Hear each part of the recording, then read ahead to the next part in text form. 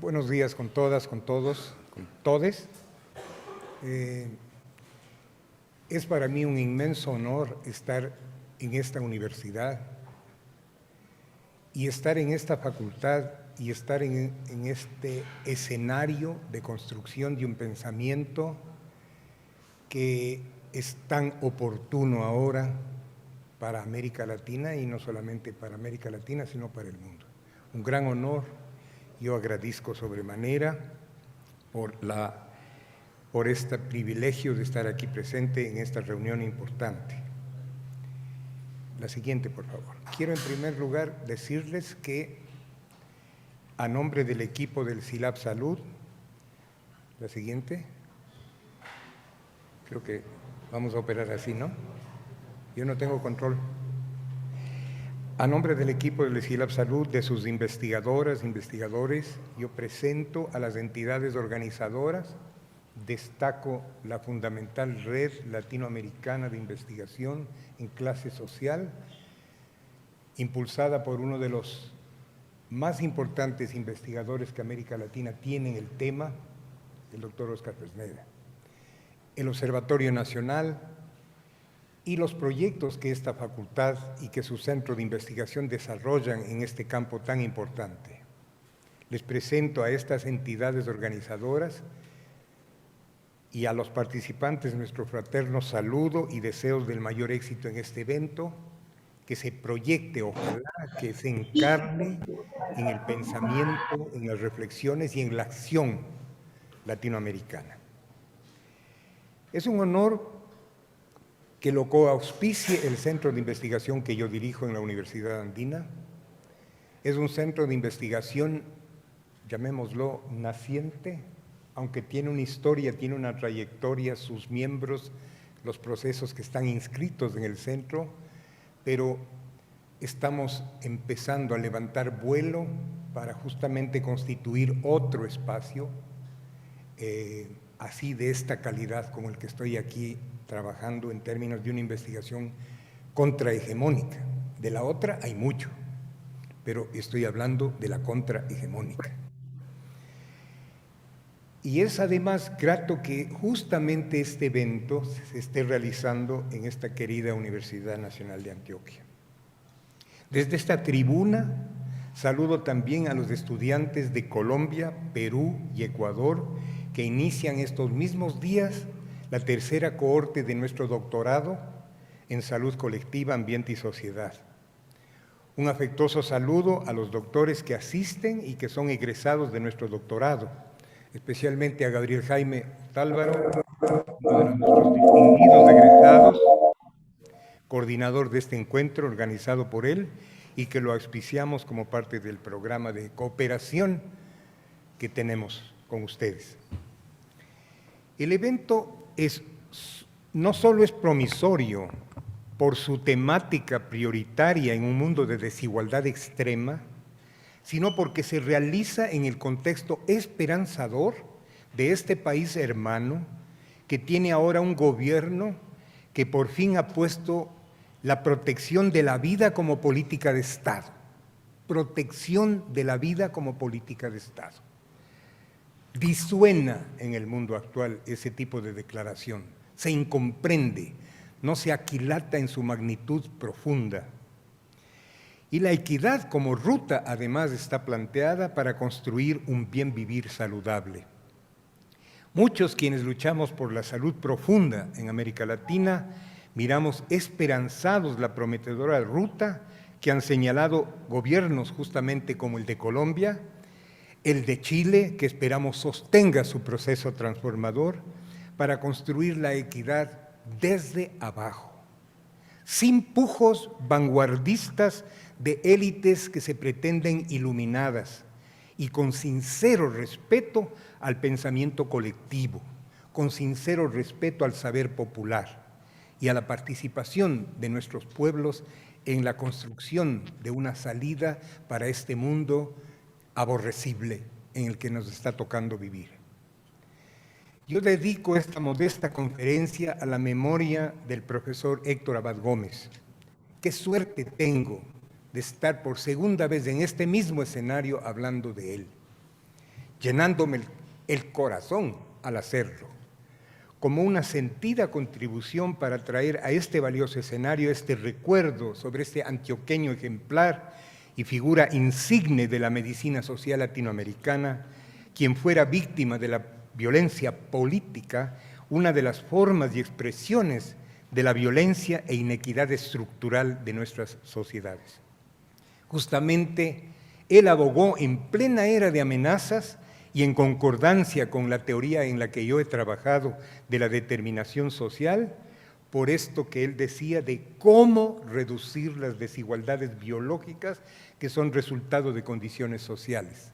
Esa dialéctica entre la vida y la determinación social, entre lo biológico y lo social. Pretendo trabajar sobre 3 preguntas en esta intervención.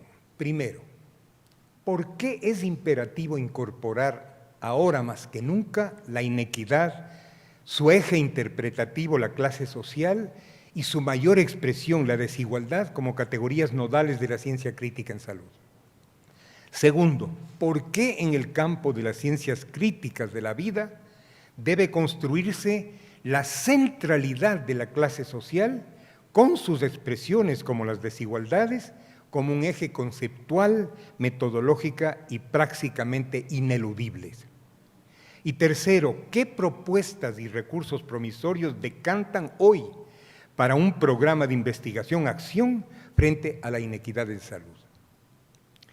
Para contestarlas voy a tratar 3 argumentos fundamentales. Primero, el capitalismo 4.0 y la civilización de la inequidad exponencial. Eso es lo que vivimos hoy. No es cualquier capitalismo, es el capitalismo 4.0. Voy a explicarme luego. Y este se reproduce, se recrea en una civilización que le es consustancial.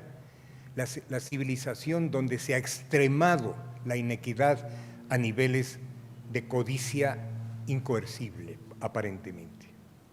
Segundo, la ciencia cartesiana. Voy a tratar de mirar esto en lo que corresponde a lo que es la ignorancia estratégica. Se ignora estratégicamente la verdadera inequidad, la real inequidad desde la ciencia, y se domestica la categoría desigualdad para que ésta no ejerza el efecto esclarecedor y cognitivo. En otras palabras, cómo está manejándose la inequidad social y su escenario de estudio de la composición social en la burbuja empírica del cartesianismo.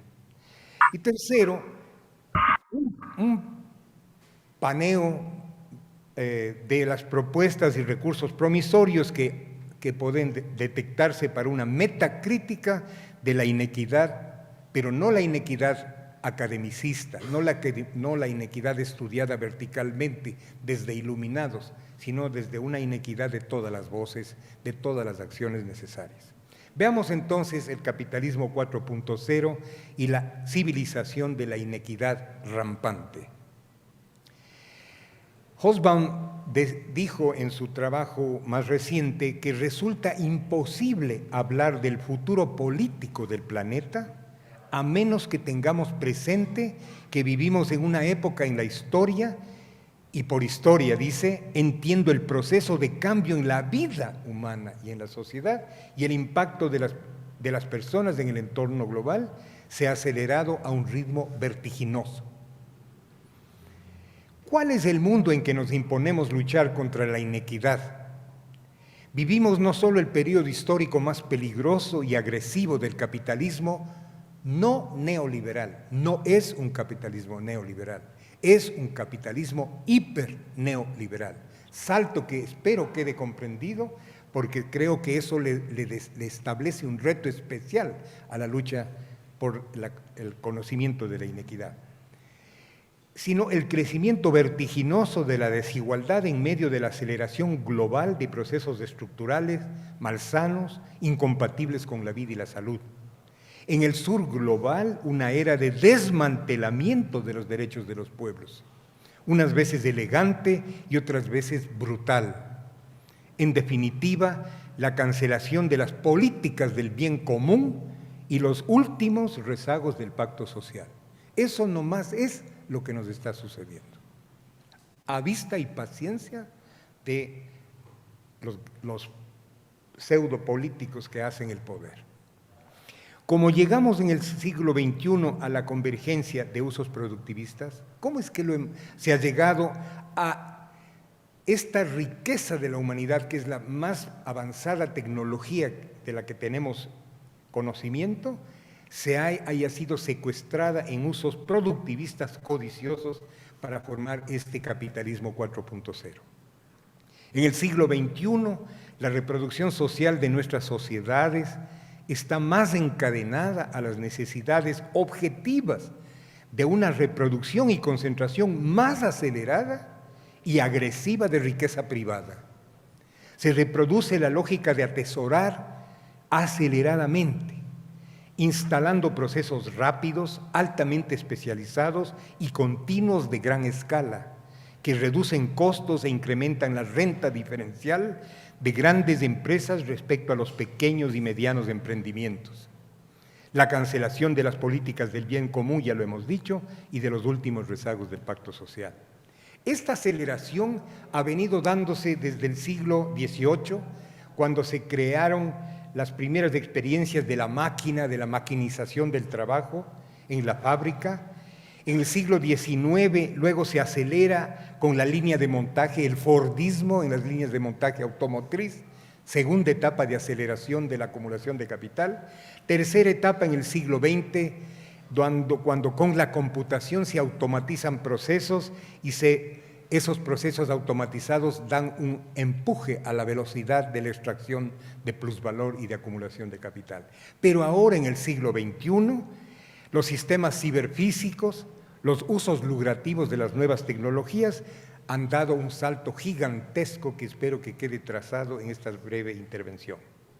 Esta cuarta revolución industrial del capitalismo impulsó el rápido desarrollo de las fuerzas productivas para acelerar el productivismo, mediante una convergencia explosiva de esas nuevas tecnologías.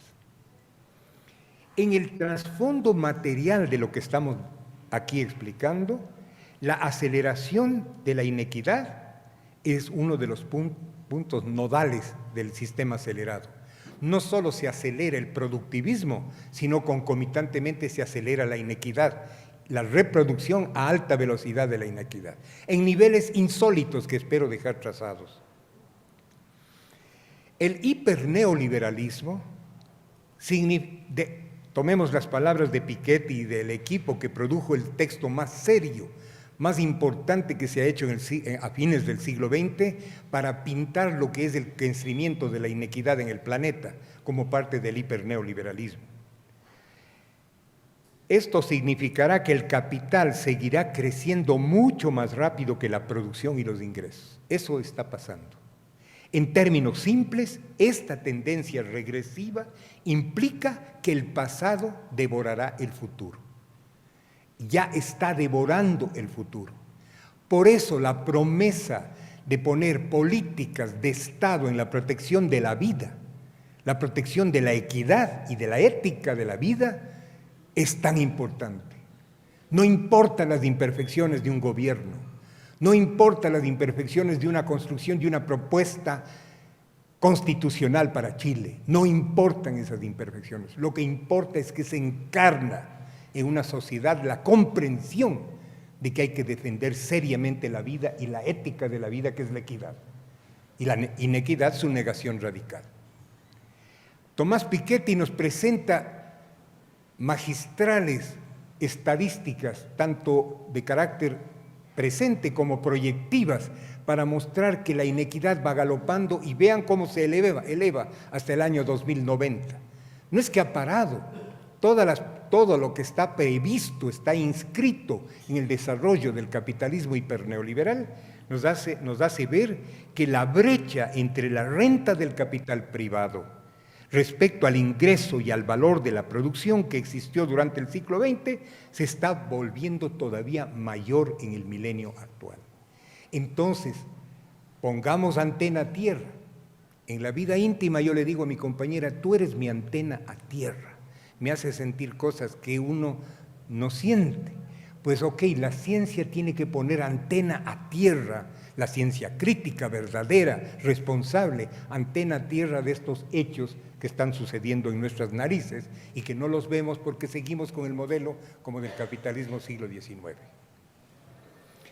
¿Qué pasa con la aceleración, con el crecimiento exponencial de la gran renta privada? Tomemos el caso de los Estados Unidos. Vean ustedes cómo se va separando cada vez más el crecimiento de la renta privada con respecto a lo que es la protección social gremial en los Estados Unidos. Eso es exactamente lo que está pasando en todo. Crece la riqueza acumulada cada vez en porcentajes infinitesimales del mundo, mientras que se agolpa, crece y se expone y se determina peores condiciones de vida. Y claro, cuando hay un momento de shock, como diría Naomi Klein con su capitalismo del shock, la pandemia fue un shock, de la sindemia, debo decir, no es una pandemia, es una sindemia. El shock de la sindemia, miren lo que produce en la caída de los derechos sociales. No es que cae el capital, no es que cae la acumulación de capital tan vertiginosamente. Hay un lloriqueo sobre la pérdida de recursos de ese tipo, pero lo que está pasando gravemente es retroceso de la equidad de manera dramática. Entonces, ¿cuál es el meollo, el trasunto fundamental de esa aceleración? Es el extractivismo. Pero yo no vengo a hablarles del extractivismo convencionalmente, como sería el petrolero, el minero, el extractivismo. Vengo a hablarles del extractivismo agrario, vengo a hablarles del extractivismo también de la vida íntima.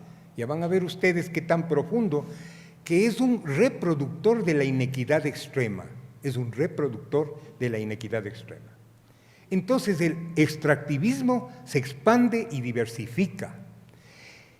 La extracción se ha expandido para abarcar nuevas tecnologías, ya lo vamos a seguir viendo, un conjunto de aplicaciones en robótica, nanotecnología, biotecnología, operaciones del Big Data, hipermedia, inteligencia artificial. ¡Qué maravilla! ¿Quién podría negar que esos son recursos de la humanidad fundamentalísimos? Desde todas las perspectivas, incluso desde la perspectiva de una construcción de sociedades interculturales, profundamente equitativas. Sin embargo, veamos cómo está funcionando y por qué funciona en el capitalismo 4.0 este tipo de desarrollos tecnológicos. Creo que es errado decir que estamos hablando del paso de un capitalismo de la producción a otro de la información.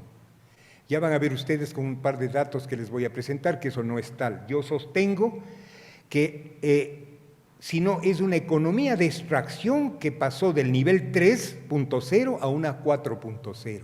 Sigue siendo extractivista, pero sigue mezclándose con formas extractivistas anteriores, que están en plena vigencia en el campo, en las ciudades. Lo que hace la tecnología 4.0 no es reemplazar, sino articularse a modos productivos y tecnológicos anteriores para acelerar justamente la extracción. El extractivismo siglo XXI, ciberfísico, informático, comunicacional, con plataformas que intermedian como Uber, captación y apropiación de un aluvión de datos en el Big Data, un aluvión por milisegundos de datos que son la más preciada mercancía. Extractivismo informático es más importante que otros, operan de manera global y superan fronteras, legislaciones. En ese marco del que estoy hablando, florece lo que Wu ha llamado la maldición del gigantismo, porque lo que está en el centro, en la matriz fundamental de estos procesos, son gigantes, gigantes como estos que estoy mostrando en el diagrama que ustedes ven ahí. La curva de crecimiento del club de los trillones por día de crecimiento de la industria. Trillones no estoy hablando ni de billones, ni de millones, estoy hablando de trillones por día del crecimiento de estos negocios que, ¿sobre qué trabajan? ¿Sobre qué trabaja?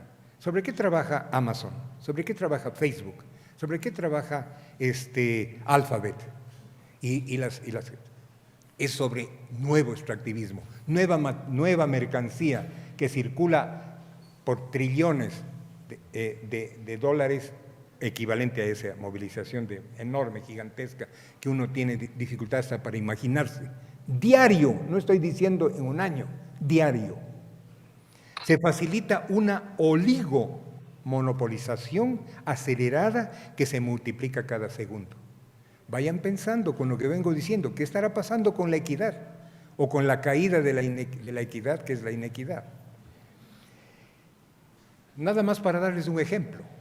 El presidente de los Estados Unidos en los años Reagan prohibió que los organismos oficiales den cifras sobre la ganancia de las empresas. Se dijo que eso era datos de seguridad del Estado. Entonces, hay un sector de académicos muy serios y muy importantes de ese país que han hecho el Open Market Institute para ir haciendo investigación de lo que pasa. Miren ustedes lo que pasa con el oligopolio en el espacio cibernético. El control del espacio cibernético en Estados Unidos, una empresa, Alphabet, controla el 91% del movimiento de lo que es el espacio cibernético, todo lo que es de Internet y sus adjuntos. Imagínense ustedes de lo que estamos hablando. Una empresa controla el 91% del país más rico del planeta. Entonces, es el capitalismo de plataformas digitales y del mal llamado post-trabajo. Ahí también hay un desafío de la inequidad, el post-trabajo mal llamado, que amplifica la pérdida de derechos y de equidad. Constituyen un poderoso arsenal industrial para incrementar un ritmo vertiginoso de extracción o el control social por una gobernanza algorítmica. Nos están gobernando con algoritmos del diseño de la inteligencia artificial. La inteligencia artificial y esto que está llamando Ferrante el sesgo algorítmico, ¿no es verdad?, donde el sistema de razonamiento deductivo y el aprendizaje automático de las máquinas gigantes de inteligencia artificial, América Latina ni Brasil tiene máquinas para manejar esa información. En el Brasil no hay recursos para manejar ese tipo de información. El Big Data, el verdadero Big Data, a lo bestia, lo manejan solamente pocas gigantes del centro hegemónico. Estos están construyendo con sus, comillas, filósofos de la empresa, los algoritmos que van a regir la inteligencia, las ciudades inteligentes, el diseño de relojes inteligentes, el diseño de el Internet de las cosas, etcétera, etcétera, etcétera. Y claro, alguien dirá, ¿es que está usted cuestionando la inteligencia artificial? Porque si la inteligencia artificial me sirve para diagnosticar una carencia auditiva o un problema de generación fisiopatológico, es una maravilla. La inteligencia artificial para manejar nuevas formas de endoscopía, etcétera, es una maravilla. No estamos hablando de la tecnología. El problema es el secuestro codicioso de la tecnología, el que estamos denunciando, no la tecnología en sí misma. ¿Y quién tiene la propiedad para manejar la gran tecnología? Nosotros, el sur. Falsa aura de neutralidad tenemos que cuestionar. No hay neutralidad. La inteligencia artificial construye sexismo, racismo y clasismo con elegancia. Inteligencia artificial de traductores de textos, por ejemplo. Pareciera que es un tema inocuo, neutro. La traducción de textos automática con inteligencia artificial está demostrado. Hay libros que ahora están ya publicados sobre cómo una traducción de un texto por inteligencia artificial que se utiliza en los medios se transforma en condiciones de racismo, sexismo y clasismo. No sé si ustedes me están siguiendo, pero a mí esto me horroriza, porque yo además soy usuario. Bueno, no hago traducciones de ese tipo, pero sí hago mucho uso de inteligencia artificial y me cuido mucho, ahora tengo realmente preocupación sobre eso. Pero en todo caso es un tema de inequidad, es un tema de expropiación de derechos. Cada vez que ustedes quieren hacer un download en Internet, ustedes están autorizando el que inserten cookies en su sistema. Esas cookies son los mensajeros para extraer información que será vendida en trillones de dólares por día en el mundo. ¿Sí? Entonces, mi mensaje insistente es, por favor, cambiemos de chip. No estamos en el capitalismo neoliberal del siglo XX. estamos en el capitalismo hiperneoliberal del siglo XXI discutiendo sobre inequidad. Inequidad que es, en definitiva, equidad asaltada, equidad extraída, equidad devorada. Entonces, pero ojo, no es que funciona solo este mundo 4.0 desenchufado del pasado, del capitalismo anterior. Hay una destrucción desigual y combinada. Quiero mostrarles un par de casos. Por ejemplo, mi campo de investigación es esta temática, pero en la agricultura 4.0. La agricultura 4.0. Hardware, dispositivos, drones, sensores, tractores no tripulados.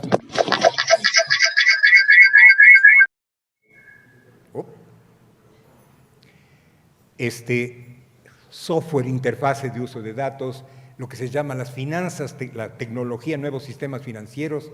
Todo eso está funcionando en agricultura, entrando en el sur de a poquito, pero ya está. Esta agricultura 4.0 está presente. Entonces, pero miren lo que pasa, y este es un libro publicado hace unos pocos meses por uno de los equipos brasileños más importantes de la investigación de la situación agraria en Brasil. Wanderley Piñati, además me honra que es profesor de nuestro doctorado, y su equipo acaba de publicar este trabajo sobre el Brasil, que el libro se llama Desastres sociosanitario ambientales del agronegocio y resistencias agroecológicas. O sea, es los dos polos, ¿no? La agricultura 4.0, extractivista, inequitativa, y la agricultura de la vida, la agroecología, ¿ok? Pero miren lo que pasa en el Brasil. La cadena del agronegocio, ligada a la multiplicación de transgénicos y contaminación brutal de todos los territorios, redes de agua, aguas profundas, acuíferos, etcétera, pero trabajo esclavo. No estoy hablando metafóricamente, es lato trabajo esclavo en Brasil. Demostrado en Sao Paulo, no es la primera vez que esto se ha demostrado. Está demostrado desde hace una década en los estudios de la Universidad de Sao Paulo, que muestran cómo en los cañaverales, la producción de los gigantes productores de caña de azúcar, ¿no es verdad? Tiene trabajo esclavo, y lo que en América Latina se da, lo que en Japón se da en la clase media de empleados públicos, que es el karoshi, el suicidarse por exceso de trabajo, en Brasil se da el karoshi tropical, que llamaron los brasileros. Se suicidan los trabajadores agrícolas. Imagínense ustedes la inequidad que hay que estar viviendo para suicidarse por razones laborales, ¿no? Y claro, siempre la antítesis, las resistencias populares, la lucha legislativa hacia la transición agroecológica. Este es el mundo en el cual están sucediendo expresiones catastróficas que se distribuyen bajo inequidad. No es que estas 5 catástrofes escojo yo de la sindemia, esta es la sindemia del siglo XXI. Todo el mundo habla de la pandemia, es la que nos da miedo, es la que nos ofende directamente, pero estamos hablando de una sindemia. La sindemia es de estas 5 cosas para mí, y todas ellas están sucediendo en un escenario en donde suceden, pero además con profunda inequidad. Concentración y exclusión masificada, desmantelamiento extendido y global de modos de vivir, aptos, saludables, la creciente y exponencial reproducción de desigualdad que estoy refiriendo, que multiplica, epidemiológicamente hablando, el T.3 multiplica la exposición y la vulnerabilidad en las ciudades neoliberales y en la nueva ruralidad extractivista. Ciudades neoliberales y nueva ruralidad extractivista. El desate global y aceleración de cambio climático es parte de la misma matriz. Hay una tendencia a asumir el cambio climático como una especie de hecho geofísico. Claro que tiene componentes geofísicos descomunales, pero el cambio climático es una más de las expresiones catastróficas de esto mismo que estamos diciendo. El cambio climático es ambiente 4.0. Y el quinto, que es la crisis objetiva y ética del conocimiento en salud. Yo me voy a meter en este quinto punto, que es mi salsa, mi espacio de trabajo, es mi debate metodológico. porque como soy epidemiólogo y veo que la epidemiología está secuestrada en la burbuja cartesiana, quisiera referirme al problema que tiene la epidemiología anterior. Yo estoy llamando a una epidemiología metacrítica, cuestionadora, contrahegemónica, ¿no? Necesidad de replantearse las dimensiones y espacios de la inequidad, de las desigualdades. Por tanto, la inequidad 4.0, en el contexto histórico del siglo XXI, sería desacertado marginar la inequidad 4.0, seguir discutiendo sobre clases sociales y la inequidad como si el capitalismo del siglo XXI sería el mismo de antes. Capitalismo es el periodo histórico más agresivo, ¿no es verdad? Pero con una civilización que lo reproduce y que justamente consolida una manera de pensar que facilita la entrada de ese tema. Entonces, a la gente le están secuestrando su vida íntima, le están secuestrando sus datos de su intimidad, le están secuestrando las fotos de la abuelita, de los nietos, de los hermanos, de los primos, que uno en Facebook, nosotros todos somos obreros de Facebook, somos obreros de Twitter. Le creamos el trabajo, el producto que venden estas empresas en trillones de dólares. Entonces estamos hablando de una situación donde la inequidad está generándose en maneras muy interesantes. Bolívar Echeverría, compatriota mío, uno de los filósofos más importantes que ha dado Latinoamérica, con una misión visionaria, un año antes de morir, dijo: esta civilización que está ahora es contraria a la vida, es una civilización contraria a la vida. ¿Por qué? Porque desacralizó la madre naturaleza. Entonces, a mí me espeluzna cuando oigo un comentario como decir: imagínense que ahora meten en la política la Pachamama, la chakra, el suma causa y las nociones ecosóficas o las nociones afroamericanas ecosóficas, ¿no es verdad?, o andinas. Y dicen: ¿eso qué va a ser ciencia? Eso es folclore, esa es la más profunda filosofía de protección de la vida y del reconocimiento de lo sagrado de la vida. Y hay una desacralización de la madre naturaleza en esta civilización, hay una secularización y corrupción de la política.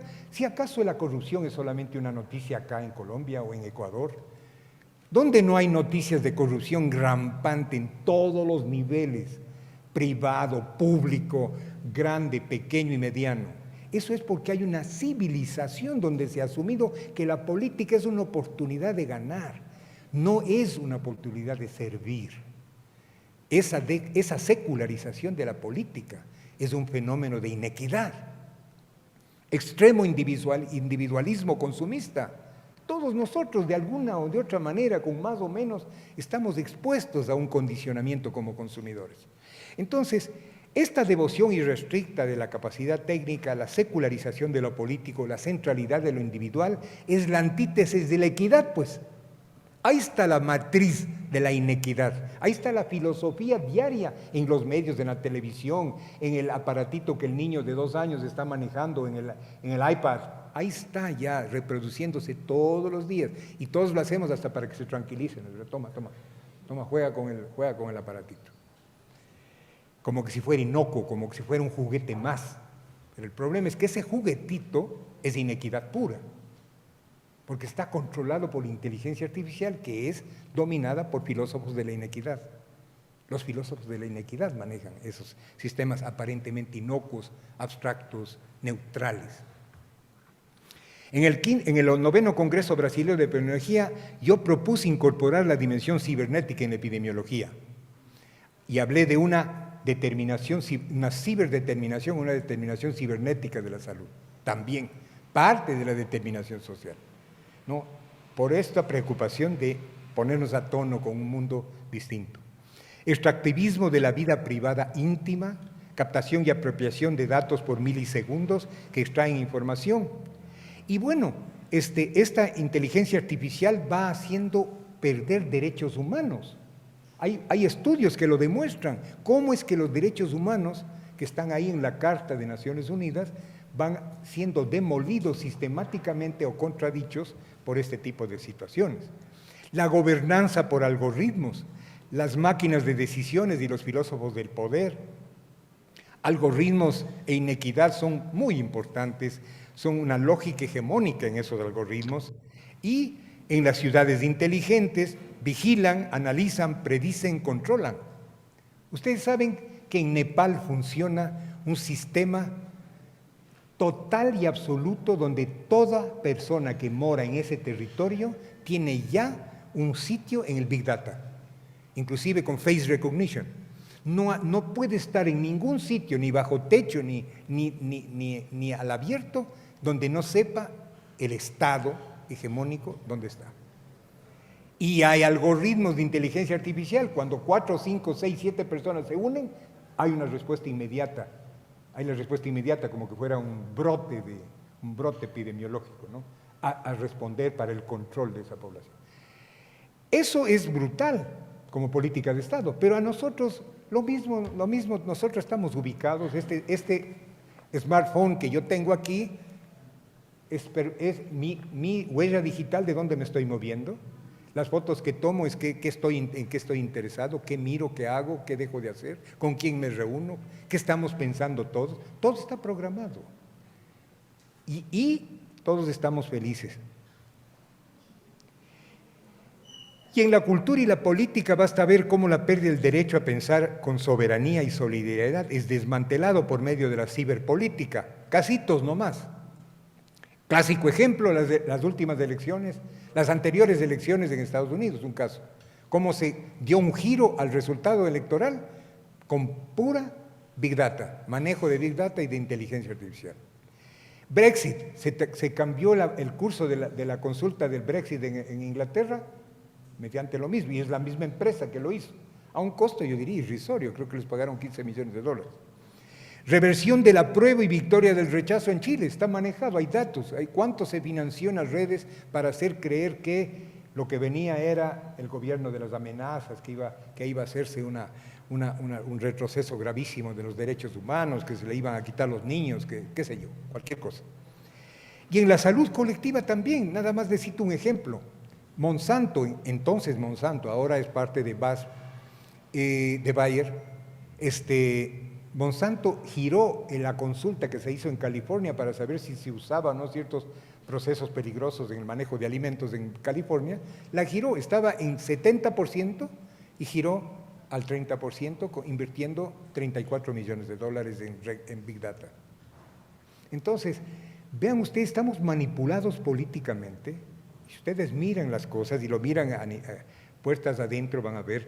Entonces, la consulta en Chile del apruebo versus rechazo, ya lo he citado, es esta que estamos poniendo, pero estoy simplemente destacando eso. Entonces, nosotros, gente de academia, gente de trabajo científico, nos preocupa qué modelo está vigente en la salud pública, en la salud colectiva. Y yo diría el modelo cartesiano.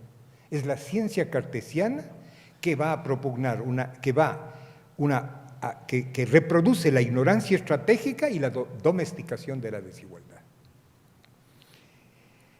Entonces, en cualquier época, pero mucho más en una de severa crisis como la actual, un desafío central que enfrentamos a académicos, luchadores sociales, gobernantes, mujeres y hombres demócratas es pensar críticamente. Y para eso tenemos que decir cómo nos formaron, cómo estamos pensando, aún con espíritu crítico, democrático, ¿no? No existe una sola forma de pensar, a lo largo del tiempo han existido formas de pensar distintas, pero los modos de pensar y los correspondientes modelos científicos de todo tipo, incluidos los que trabajan con la desigualdad, ¿no?, que se aplican, que son sistemas abstractos usados para representar un sistema real, no se dan en un vacío, sino que se encuadran consciente o inconscientemente en paradigmas.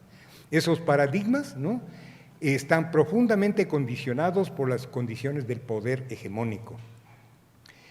No se ha conformado mediante un simple lineal proceso de acumulación de conocimientos del desarrollo de la ciencia, sino que hay un condicionamiento cultural muy importante que Foucault llamó episteme, tomando el término griego que ya se había dicho en la Grecia antigua. Y aún más, tanto el diseño de proyectos de investigación, los paradigmas que los inspiran y la cultura que presiona, no son hechos meramente epistemológicos y operaciones simplemente académico-culturales. Son se generan bajo los fuegos cruzados de relaciones de poder. El poder es el que decide finalmente qué nos permiten investigar, qué no podemos investigar, a qué se da recursos, a qué no se da recursos. Y esa relación se ve en este diagrama. La siguiente, por favor. Siguiente. En este diagrama, que es el que nos muestra la relación entre los modelos con los que trabajamos en una temática determinada. Este modelo va a estar ligado a un determinado paradigma, que lo engloba, porque es el paradigma el que le va a dar la orientación a los elementos que el modelo escoge.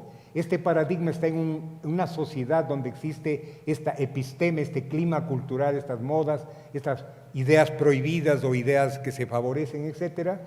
Y todo esto juega en las relaciones de poder de la sociedad. Entonces, lo que hacemos en una universidad, por más que seamos un núcleo democrático, está profundamente condicionada por relaciones de poder. La siguiente.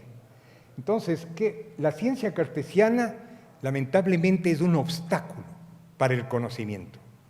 La siguiente. ¿Por qué? Aquí está una descripción que yo le he puesto en una publicación reciente de por qué sostengo que la epidemiología clásica o la salud pública convencional son cartesianas. Describe la superficie de los problemas sin revelar la raíz de los mismos. Informa sobre evidencias parciales sin articularlas a su matriz social. Pone así un velo sobre la realidad profunda. Al poner ese velo, inmoviliza a los y las investigadoras frente a las tesis de una transformación real y los condena a un pragmatismo funcionalista. En definitiva, trabaja con factores aislados de la problemática sin mostrar su relación con la reproducción social del capital, aplana y convierte una realidad que es dinámica y compleja en estáticos fragmentos de un mundo desarticulado. La siguiente. Y esto va ligado, la siguiente por favor, esto va ligado a los pecados de la experticia. Y ahí tenemos el mea culpa que hacer. Pecados de la experticia, del analfabetismo científico y de una tecnocracia obsecuente. Ustedes dirán tal vez, qué duro, ¿no? Qué palabras más duras. ¿Es esto autocrítico? ¿Es esto crítico? Yo creo que es las dos. Es autocrítico y es crítico también. Pero es el mundo que vivimos, porque nos formaron en facultades de enfermología, en facultades además condicionadas siempre por el poder que controla los recortes de la ciencia, las tendencias, donde hay inversiones sí o no, qué se declara importante, qué no, para qué hay premios, por qué, a quién se premia, etcétera. Y si estos pecados esto del analfabetismo científico tiene dedicados 28 tomos de Susan Harding a estudiar el analfabetismo científico. No estoy hablando de folclore académico, estoy hablando de una categoría de la investigación que se llama analfabetismo científico. Y, obviamente,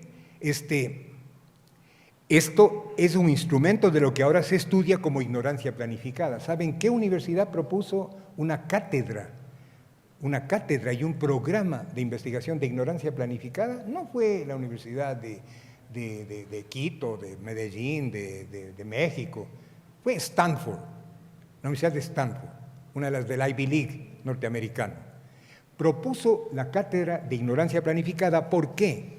Porque se demuestra que es tan brutal el control del poder económico y político sobre la ciencia que se descubre que hay un sistemático uso del conocimiento científico para modificar el horizonte de visibilidad científica.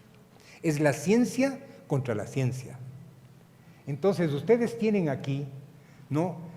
Ahí tienen la clave y se están haciendo estudios muy interesantes en ese sentido. Nosotros tenemos, de hecho, algo sobre el tema de la epidemiología, pero ¿qué es lo que nos permiten o nos financian o nos auspician para lo que tenemos que hacer?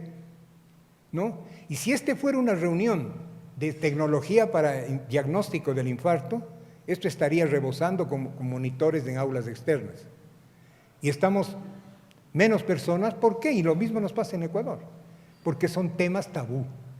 Son temas que se construye alrededor de ellos un halo bueno, eso sí, no, eso no es importante, eso no tiene trascendencia, ¿no es verdad? Entonces, miren ustedes que es complicado, es en ese escenario que se ha tenido que mover la red de investigación de la clase social, en que nos tenemos que mover nosotros como centro de investigación, es decir, nos movemos quienes hacemos una ciencia contrahegemónica.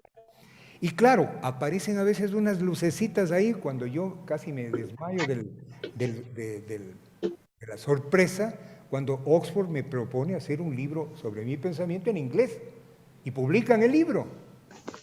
Y no saben cómo me estás ayudando eso para una cantidad de cosas, ¿no? Que yo no ni siquiera lo busqué, y hasta Gabriel Jaime es testigo porque tuvimos ahí unos años de lucha conjunta que no me permitía trabajar en aquello, pero creo que justamente esa es una lucha contra la ignorancia planificada, porque hay la siguiente, la siguiente, por favor. Porque hay una coartación de los medios del conocimiento, la burbuja biomédica, la comercialización de la lógica, la ignorancia estratégica, lo que Dussel llama el sucursalismo. Se va a un centro hegemónico que tiene el pensamiento clásico, se lo trae a nuestros países y se monta la sucursal, como del Citibank, ¿no? Se monta la sucursal de ese pensamiento. Y eso, eso con el paperism, el paperismo, se reproduce, porque ¿qué es el paperismo? Vayan ustedes a cualquier hospital de los buenos que hay en esta ciudad y vean qué están leyendo los residentes en sus horas cuando tienen que presentar un caso. ¿Qué están leyendo? ¿Qué se lee en el mundo de la medicina, de la enfermería o en los mundos? Se lee lo que se publica en revistas de alto impacto. ¿Cuáles son las revistas de alto impacto? Hagan ustedes el trazamiento de quiénes son esas revistas, qué publican y qué no publican, y van a darme la razón de lo que estoy diciendo. Son parte de la ignorancia estratégica. No cabe aquí explicar en profundidad los obstáculos cognitivos de la ciencia cartesiana, solamente quiero decirles que son algunos. Yo dejo estas diapositivas no porque pretenda que ustedes puedan este rato seguir todo, pero para que ustedes más adelante, si tienen interés, pueden revisar el video y puedan congelar la imagen. Pero ¿cuál es mi argumento? Que hay obstáculos para realmente ir. O sea que para trabajar por la equidad y para investigar la inequidad tenemos que superar obstáculos de este tipo. Ignorancia estratégica y analfabetismo científico. Ustedes me dirán, ¿por qué es tan incompleto la investigación sobre elementos que necesitamos para conocer la clase social? ¿Por qué? Eso no es que la ciencia no está avanzada como para hacerlo, es que hay una decisión de qué se publica, qué es dato oficial y qué no es. Marco institucional de una gobernanza que está controlando las cosas. Y tercero, una educación superior y sobre todo la de posgrado que reproduce el paperismo. La tradición cartesiana de la sociología no nos ayuda, ¿no? Una construcción empírica en el pico del iceberg de lo que es ser de una determinada social class, clase social. Obviamente que investigadores como los que hacen la red o como los del instituto acá trabajando sobre clase social o nosotros tratamos de darle una vuelta a lo que está construido e institucionalizado para poder avanzar. Entonces, es importante y es algo que todavía no se termina de entender, la diferencia entre inequidad y desigualdad. Eso antes era más, ahora empieza ya con la producción internacional que se ha dado, los trabajos que se han publicado, pero en definitiva es que solamente la siguiente, por favor. En definitiva es que se confunde, la desigualdad es una expresión y la determinación de esa desigualdad es la inequidad, las relaciones de poder que están en eso. Y eso es lo que no se mira, eso es lo que no se mira. La siguiente, entonces estamos trabajando sobre, la siguiente, sobre el pico del iceberg, porque trabajamos las desigualdades, importantes es hacerlo, no estoy diciendo que no.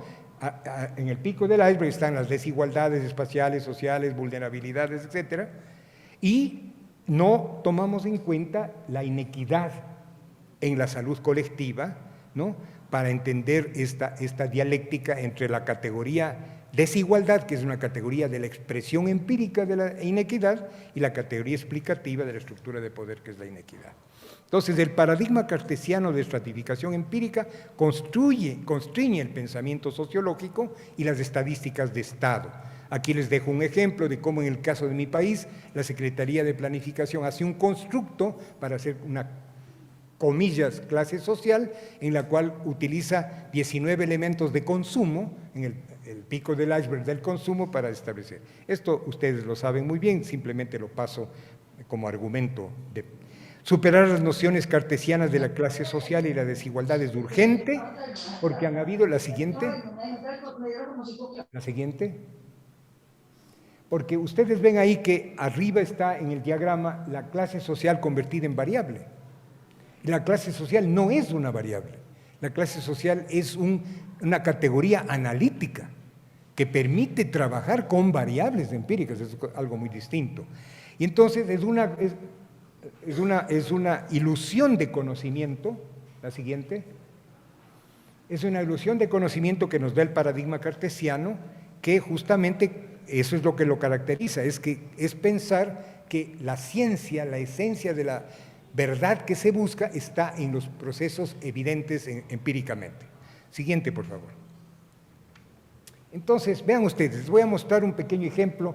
Ahí nos quedamos un segundo, por favor. Ahí está la siguiente, ahí.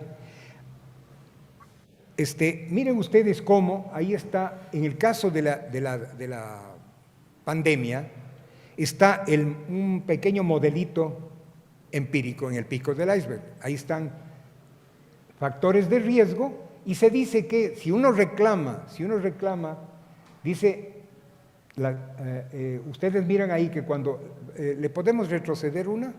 Cuando ustedes lo miran así, dicen, eso es la pandemia. Y en verdad, si yo hago una regresión o un modelo factorial para predecir la Y, que es la prevalencia o la incidencia de mortalidad o de morbilidad por COVID, eso funciona y tiene una significación alta. Matemáticamente existe realmente. Pero cuando uno dice, pero ¿y dónde está ahí la interpretación de por qué se mueve así el pico del iceberg? ¿Qué lo determinó? ¿Dónde está el sustrato? ¿Por qué? Eso es solo el pico del iceberg. Entonces dice, allá. La siguiente, lo que resolvemos es poniendo ingreso, nivel educativo, calidad de vivienda, y ahora tenemos ya completo el ESEN. Pero seguimos en el mismo modelo donde tampoco estas causas de las causas significan realmente y claro, se dice que la clase social engloba todas ellas y ya está listo, pero seguimos en el nivel del pensamiento cartesiano. La siguiente. Entonces, tenemos que luchar por el derecho ciudadano de pensar con independencia sobre la clase social y la inequidad, el derecho científico de ejercer un pensamiento crítico, así como el derecho cultural a una identidad soberana. La siguiente, por favor. Entonces, ¿qué propuesta? ¿Cómo salimos de ese atolladero? ¿Qué hacemos? No sé si me voy a pasar un poco, les pido 10 minutos de gracia y termino para poder cerrar mi razonamiento. La siguiente. Perdón, la anterior. Entonces vamos a tratar, la anterior, por favor. ¿Qué propuestas y recursos promisorios existen en el escenario? Creo que tenemos mucho. Y justamente esta universidad es un espacio donde están muchos de esos elementos promisorios que existen. La siguiente. Se trata de transitar, la siguiente, con firmeza y claridad hacia un pensamiento crítico de la complejidad. La negación epistemológica y filosófica, ética de la inequidad empírica es la inequidad vista desde la complejidad. O sea que el pensamiento complejo es una salida al pensamiento lineal cartesiano. No solamente valen nuestras intenciones, sino que hay que, lógicamente, ser consecuentes. Transitar hacia un pensamiento de la complejidad en un compromiso con una reforma del conocimiento y repensar la pluralidad de lo político. La siguiente. Entonces, y esto no se podrá hacer lejos de nuestros pueblos. Por eso yo saludo la presencia de una mujer, de una luchadora del pueblo colombiano en el poder político. Es tal vez una esperanza de articular alrededor de ella, no porque articular alrededor de ella un pensamiento distinto. Un desafío, la siguiente, un desafío de pensarse desde un horizonte de visibilidad, una visión intercultural, una complementación de investigadores críticos, como lo estamos haciendo, incluso una aproximación crítica y selectiva respecto a aportes desde los aspectos convencionales. Los modelos convencionales dan aportes que hay que tamizarlos desde un pensamiento crítico. La siguiente. Entonces, tenemos que trabajar, la siguiente, trabajar por una ciencia crítica, pero distante de la arrogancia convencional de la academia hegemónica, que no precisamente se siente como la siguiente. En nuestro caso, en complementación con aportes críticos, como los, por ejemplo, del grupo de Carl Montaner, donde hay argumentos del grupo de Montaner que nosotros los acogemos y nos han servido para trabajar. Estamos esperando, gracias, alivio. Estamos esperando el libro del profesor Fresneda, que es seguramente el estudioso más importante que hay sobre esta temática, sobre aspectos de esta temática que nos interesa conocer en profundidad y ver cómo los podemos adaptar en nuestro contexto. Pero, en definitiva, abrirnos a los otros, a las otras que están trabajando lo mismo, con generosidad. Y la siguiente, mirar cómo es que contrastamos estas dos visiones, clase social como a la izquierda como una segregación de magnitudes empíricas y acomodo de elementos empíricos, o clase social como atributos históricamente construidos en modos de vivir históricamente determinados, ¿sí? Estamos hablando de dos visiones ya ir aterrizando hacia la metodología. La siguiente, usted me avisa cuando se termina mis 10 minutos y me callo, porque me callo. Ya. Es que me jalan la lengua en estas cosas y soy de no parar. Pero bueno, ustedes tendrán misericordia con mi angustia de transmitirles lo que quiero decir. Entonces, abordar la salud como un proceso complejo, multidimensional, dialéctico, históricamente determinado.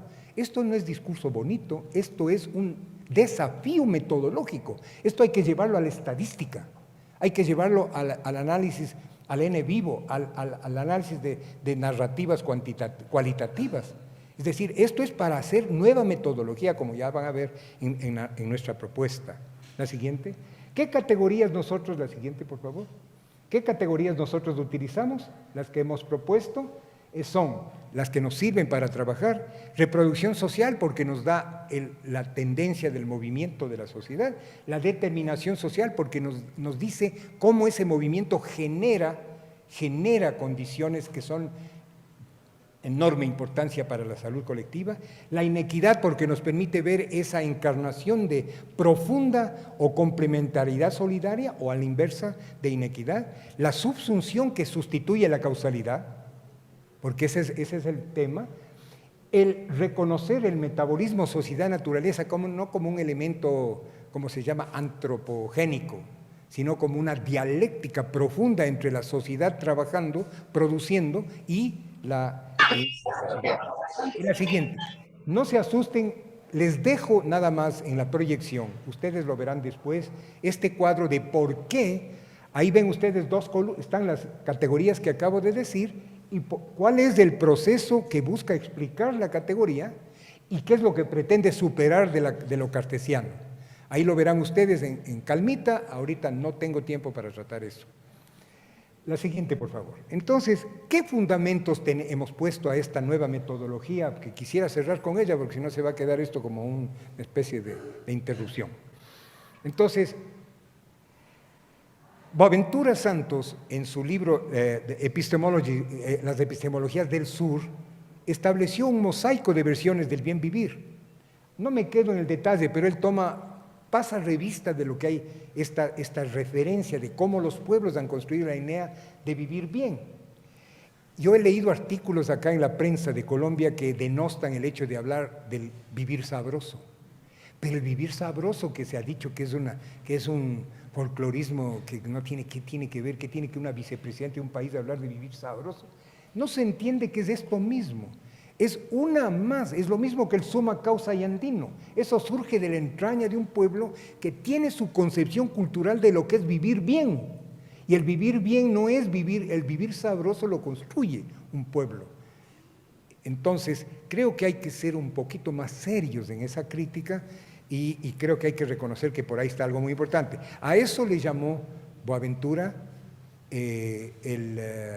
la ecología de saberes. Yo lo llamo metacrítica. ya tenemos nuestra conversa con él, está prologando la edición en español de mi libro y tenemos un acuerdo y estamos hablando en el fondo de lo mismo y nos complementamos.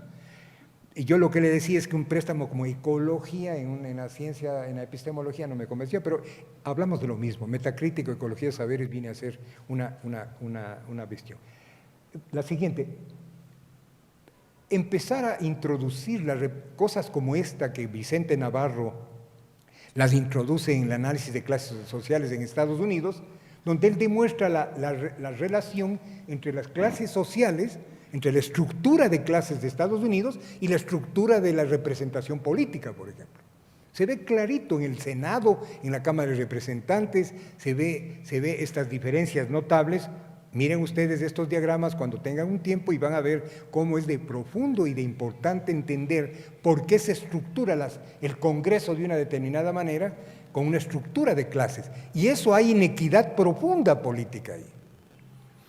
Entonces, presupuestos básicos para una transición, una reforma integral del análisis de la inequidad. Siguiente. Y cuando digo reforma, la siguiente, por favor, estoy hablando de esta transición que Echeverría plantea cuando dice que toda transición implica un cambio de formas y un cambio de sustancia. La siguiente. Entonces, cambio de formas, la salida emancipadora, si solo cambian las formas es reformismo, dice él. Pero si voy a una reforma, por ejemplo, en este caso, una reforma de la investigación en la facultad de XY, estamos hablando de que las formas alternativas compitan con las formas de la sustancia anterior y la sustancia se vea beneficiada. Ahí tienen ustedes entonces cómo, por ejemplo, la estratificación empírica se transforme en composición social dinámica de relaciones de poder y el paradigma del gradiente empírico a unas relaciones de poder estructuralmente establecidas. Siguiente. Ya Olin Wright decía de esta radicalidad que hay que introducir en el tema de la inequidad, si no queda como una enunciación. La siguiente. Y entonces esta radicalidad en la distribución necesita, ¿no es verdad?, entenderse, y la supresión de explotación de clase que plantea Olin, que está implícita en el tema clase social, hay que entender que eso necesita en el siglo XXI un trabajo más profundo que tiene algunos otros requisitos. La siguiente. ¿Qué es lo que yo he planteado? La siguiente. Que preguntarme cuál es la sustancia de la inequidad, cuáles las dimensiones de inequidad que debemos abordar en el siglo XXI. Siguiente. La siguiente.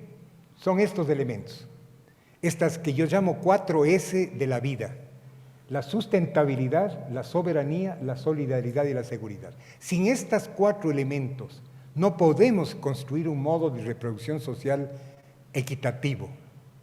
La siguiente. Y ahí tienen ustedes por qué. Porque la sustentabilidad puede tener en la sociedad haber procesos protectores o procesos destructivos. ¿De qué? De la vitalidad. La soberanía, las condiciones de autonomía, libertad y liberación. De solidaridad, las condiciones de equidad, y de condiciones de seguridad. La siguiente. Y veamos cuáles son las categorías que usamos para la investigación. Esas son las categorías que nosotros desarrollamos para estudiar cada uno de estos 4 elementos en términos de los procesos protectores o procesos destructivos de la inequidad o de la equidad, ¿no es verdad?, o de la sustentabilidad o de la seguridad integral. La siguiente. Entonces, para eso necesitamos la siguiente. Se me acaba el tiempo, por favor. La noción meta y el concepto metacrítica. La siguiente. Entonces, ahí tenemos el concepto metacrítico, ya va a quedar explicado. La siguiente. Tenemos unos instrumentos que utilizamos para aquello. Son instrumentos como la matriz de procesos críticos, que introduce una metodología metacrítica que implica una metanarrativa intercultural y una metainferencia estadística en una lógica de integración metacrítica. La siguiente. Esta es una herramienta para la interpretación del movimiento de la determinación social. Siguiente. Siguiente. La siguiente, por favor. Y con esto es posible construir hacer la investigación en estos tres grandes pasos, en un modelo participativo integral. Estoy basándome en el triángulo de Matus para introducirlo en el diseño de los programas de investigación con estos cuatro grandes pasos que terminan, la siguiente, que reconocen la base, siguiente, el hecho de que para poder trabajar la inequidad, la siguiente, necesitamos, siguiente por favor, necesitamos entender estos tres grandes dimensiones, general, particular, individual, de la inequidad. Estas dimensiones de la inequidad no se las puede opcionalmente dejar ninguna por fuera. Sobre estas establecemos evidencias cualitativas y cuantitativas, la siguiente, y a partir de eso formamos nodos críticos. Ustedes ahí tienen nodos de proceso crítico de la inequidad general, proceso crítico de la inequidad particular, procesos críticos de la inequidad individual. La siguiente, esos procesos críticos nosotros los trabajamos justamente en construcción participativa con la comunidad. Y la metodología, básicamente, con esto termino, es, siguiente, es esta. Lo cual y lo cuanti no es que yo selecciono, soy cual y cuanti, ahí hay una entrada en cada nodo de la matriz de evidencias quali que me sirven para lo que está en la izquierda y de evidencias quanti que me sirven para lo que está en la derecha. Es decir, que no es un método ni cuantitativo ni cualitativo, es dialéctico. Es dialéctico siempre cual y cuanti, y eso se organiza según la matriz en los nodos analíticos. Siguiente. Siguiente, por favor. Ese es lo mismo. Siguiente. Y esta metodología metacrítica, vamos a avanzar, pasemos esta, por favor.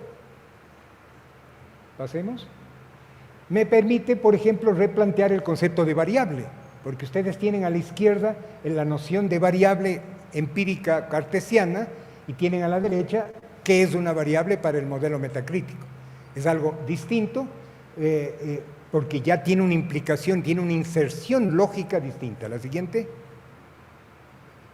Ahí está la estructura global de un programa de investigación metacrítico que ustedes lo podrán mirar y con la bibliografía que yo expongo podrán estudiarlo en detenimiento. Voy a terminar, pasemos las siguientes por favor. Esto me sirve para, esos son los procesos críticos en el caso de la producción bananera en Ecuador, la siguiente. Cada uno de estos procesos críticos a nivel de sustentabilidad, otra, soberanía, otra, solidaridad, y etcétera. La siguiente. Entonces, es una manera distinta de articular la investigación que rompe el modelo convencional inductivo cartesiano. Siguiente. Termino diciendo esto, parafraseando a Harvey. Mientras más formados están los especialistas en la ciencia social cartesiana y en una lógica tecnocrática, más difícil resulta que entiendan y se aproximen desprejuiciadamente a la riqueza de trabajar la ética y el derecho desde las ciencias críticas. Eso es lo duro de cuando en la arrogancia del modelo biomédico, un médico dice, a mí me van a enseñar a entender la salud, por favor. Yo soy el poseedor de la verdad, ¿no? Yo soy médico y tengo orgullo de mi profesión, pero no creo en esas cosas, ¿no? Y entonces, por eso, la siguiente, con esto sí juro que con eso termino, es lo que he planteado en el libro, que es la necesidad de repensarnos, de repensar la teoría, repensar la metodología y la praxis de la epidemiología para poder tener la siguiente, y con eso les dejo como información, la bibliografía para los interesados. Bueno, obviamente hay una bibliografía latinoamericana integral que ustedes deben consultar, y en cuanto a lo mío, la siguiente, y esa es la última, definitivamente es lo último que hemos hecho sobre esta metodología metacrítica, y tienen ustedes la información en detalle de lo que hemos dicho. Les pido 1000 disculpas si me excedí un poco en el tiempo, pido 1000 disculpas a los expositores que siguen, pero simplemente me plantearon. No.